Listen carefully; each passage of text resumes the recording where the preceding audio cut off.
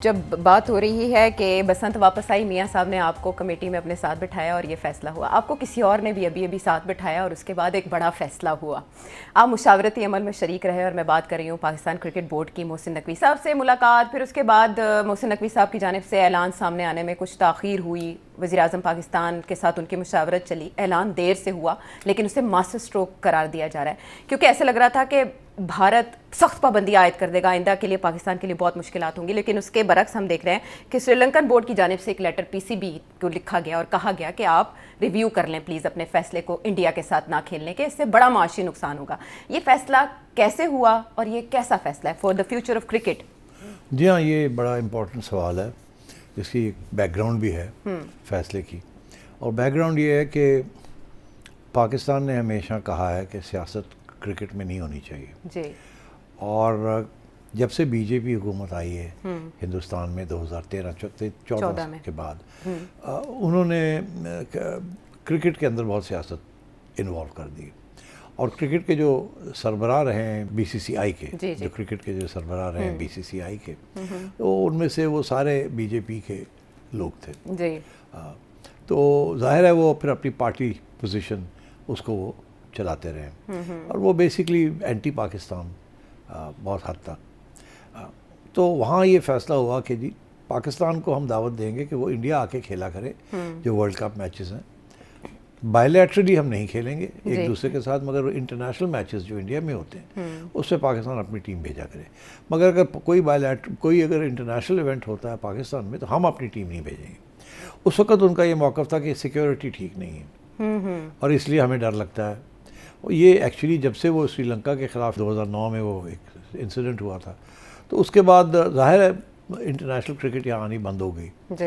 मगर पीएसएल के बाद हमने दरवाजे खोल दिए और शो दिखाया कि हम सिक्योरिटी प्रोवाइड कर सकते हैं, सेफ हैं हम, सेफ हैं। तो फिर उसके बाद जवाब नहीं रहा इंडिया का। बाकी टीम्स आ रही थी, सारी आ रही थी, ठीक, इंडिया इकलौता रह गया। तो इन्होंने फिर भी हमारी बात नहीं मानी और हमें ये कहते रह गए कि आप हमारे साथ खेलें। अच्छा, फिर ये हुआ कि उसी ज़माने में 2014 में एक बिग थ्री का इशू बना कि आईसीसी के अंदर बिग थ्री इंडिया, ऑस्ट्रेलिया और इंग्लैंड, ये तीन सारे के सारे पैसे ले जाते हैं और जो थोड़े से रह जाते हैं वो बाकी जो 7-8 मुल्क हैं उनके अंदर बांट देते हैं, जिसके अंदर पाकिस्तान का शेयर 3-4% होता है। अच्छा, और बाकी बेचारे छोटे लोग बांग्लादेश वगैरह और अफगानिस्तान को तो बिल्कुल ही कम मिलता था।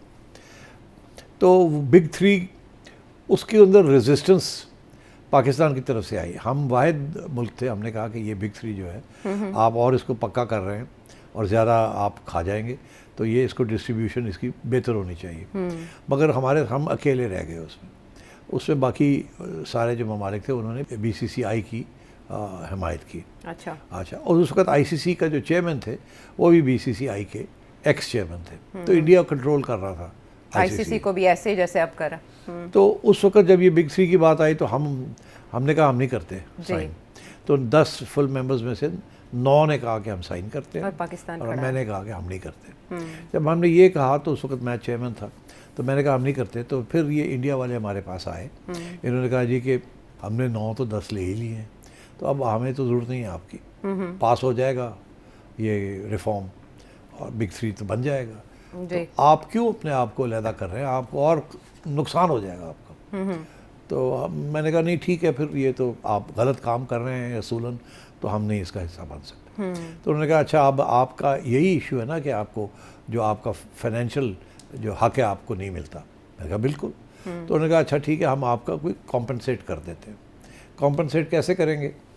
तो मैंने कहा कि आप ऐसे करें कि हमारे साथ क्रिकेट खेल लें, जो क्रिकेट की जो रेवेन्यू होगी वो हमें मिलेगी। जब इंडिया पाकिस्तान के दरमियान मैच होता है तो अगर तो पाकिस्तान में हो तो जितने पैसे आते हैं खर्चे निकाल के वो पाकिस्तान को मिलते हैं, और जितने अगर इंडिया के अंदर हो तो खर्चे निकाल के जितने पैसे आते हैं वो इंडिया को मिलते हैं। तो यही बायलैटरल होता है कि एक दफ़ा इंडिया में एक दफ़ा पाकिस्तान में, ताकि जितने जितने रेवेन्यू आप अपने अपने इलाकों से इकट्ठा करते हैं वो आपका हो बारी बारी। तो हमारे साथ 2 दफ़ा हाथ हो चुका था कि इंडिया, हम चले गए इंडिया खेलने के लिए, इंडिया वापस नहीं आया खेलने में। ये मुशर्रफ साहब के ज़माने में भी हुआ और उसके बाद भी हुआ। तो मैंने कहा कि यार वो आपने आना था, आप नहीं आए, हम चले गए खेलने, आपने वादा किया था आप आएंगे, आप आए नहीं, वो हमारे रहता है आपकी तरफ उधार जी। तो ये है कि वो उधार अब पूरा कर दें। तो उन्होंने कहा जी कर देते हैं। अच्छा। तो हमने बैठ के वहाँ एक मुआहदा तय किया, MOU बनाया कि इतने मैचेस आप आके दुबई में खेलेंगे, थर्ड कंट्री में, आप पाकिस्तान में नहीं खेल सकते, डजंट मैटर। और ये तय हुआ कि ये अगले साल इस टाइम पे नवंबर में, अक्टूबर नवंबर में आप दुबई में और शारजा में आके आप 2 टेस्ट मैचेस, 3 वनडेज, 3 ODI, ये सारा कुछ हमने तय किया। ये हाइब्रिड सिस्टम आ गया। तो मैंने उस वक्त उनसे कहा कि ये दैट इज़ द इब्तदा वहाँ हुई हाइब्रिड की। अच्छा। और वो मान गए, उन्होंने कहा ठीक है हम आके थर्ड कंट्री में खेल लेते हैं। अब क्या हुआ, ये बायलैटरल सीरीज थी, साल गुजरा, बीजेपी की गवर्नमेंट धंधना रही थी, कांग्रेस फारग हो चुकी थी, और श्रीनिवासन साहब भी थे जो उस वक्त के ICC चेयरमैन थे, वो भी फारग होने जा रहे थे। तो हमें उस वक्त शहरियार खान साहब चेयरमैन थे, मैं चीफ एग्जीक्यूटिव था PCB का। तो हमें कोई खदशा हुआ कि ये गड़बड़ ना हो जाए आखिरी वक्त में, क्योंकि काफ़ी मीडिया के अंदर खबरें आ रही थी कि जी वो सोच रहे हैं कि करें, खेलें कि ना खेलें, खेलें कि ना। और कुछ इंसिडेंट्स भी हो चुके थे अक्रॉस द बॉर्डर। तो हमने जब उनसे रब्ता किया, उन्होंने कहा जी आप ऐसे करें कि हमें आपको दावत देते हैं, आप मुंबई आ जाए। अच्छा। और हमारे बोर्ड से आके को मिलें आप, क्योंकि हमारे बोर्ड के अंदर कुछ लोग हैं जो कह रहे हैं कि सोचना चाहिए खेलना चाहिए कि नहीं खेलना चाहिए, तो आप आ जाएं यहाँ आके हमारे बोर्ड से बात कर लें। तो शहरियार साहब, मैं और सुभान जो कि हमारे COO थे, हम तीनों चले गए मुंबई। वहाँ गए तो वहाँ हमें एयरपोर्ट पर रिसीव करके होटल में ले गए। 11 बजे सुबह मीटिंग थी BCCI के साथ, और 11 के 12 बज गए, 12 के 1 बज गया। हम बैठे हुए हैं कि हमें बुलाएंगे, और हमें फ़ोन आ रहे हैं जी इंतज़ार करें। फिर फ़ोन आया, मैसेज आया, फ़ोन भी नहीं आया, मैसेज आया कि हमारे ऊपर बड़ा प्रेशर है राइट विंग से, हिंदू एक्सट्रीमिस्ट से, कि हम ना खेलें आपके साथ। तो इस वक्त हम आपसे मिल भी नहीं सकते। और टेलीविज़न के ऊपर हमें दिखाया जा रहा था कि कोई 200-300 लोग बसों में आए जिन्होंने BJP के झंडे लिए हुए थे। अच्छा। उन्होंने दावा बोल दिया BCC के हेडक्वार्टर्स के ऊपर। हमें ऐसे लगता था फॉल्स फ्लैग ऑपरेशन है, ये जान के किया गया है ताकि हमें कह सके हम नहीं कर सकते। तो इनसे माहिर हैं ये फॉल्स फ्लैग। तो हमने कहा यार है तो फॉल्स फ्लैग लग रहा है, मतलब जिस तरीके ना बसा आइयाँ ने, जिस तरह दरवाजे खुल गए ने, वो सारे अंदर आ गए और बड़े आराम के साथ जा रहे हैं। और ये तो ड्रामा है, फिल्में ही चलाते हैं ऐसे। मुंबई में तो फिल्में चलती हैं। तो खैर जनाब, फिर और पुलिस वाले आ गए हमारे पास, और SP साहब ने आके कहा कि सर वो तो मीटिंग कैंसिल हो गई है, तो हमें तो हुक्म है कि अब आपको एस्कॉर्ट कर दे बैक टू द एयरपोर्ट। अच्छा। तो ज़ाहिर है यू कैन इमेजिन हमने क्या सोचा, ये तो मतलब है कि बहुत ज़्यादा बेइज्जती भी हो गई हमारी, कि ये तो इनको ट्रस्ट नहीं किया जा सकता, धोखा बहुत है यहाँ तक, झूठ भी बोलते हैं, गुस्सा भी हमें बड़ा था। खैर हम वापस आ गए। जब वापस आए तो यहाँ के मीडिया ने हमें पूछा भाई तुसी करके की आए हो, की चक मार के आए हो। ज़ाहिर है बड़ी तनकीद हुई कि आप इनको नहीं समझते, जानते नहीं हैं, आप इन पे एतमाद क्यों करते हैं, ये तो है ही ऐसे, और आपकी गलती है, आपको ये करना ही नहीं चाहिए था उनके साथ। अच्छा। ज़ाहिर है लोग गुस्से में थे।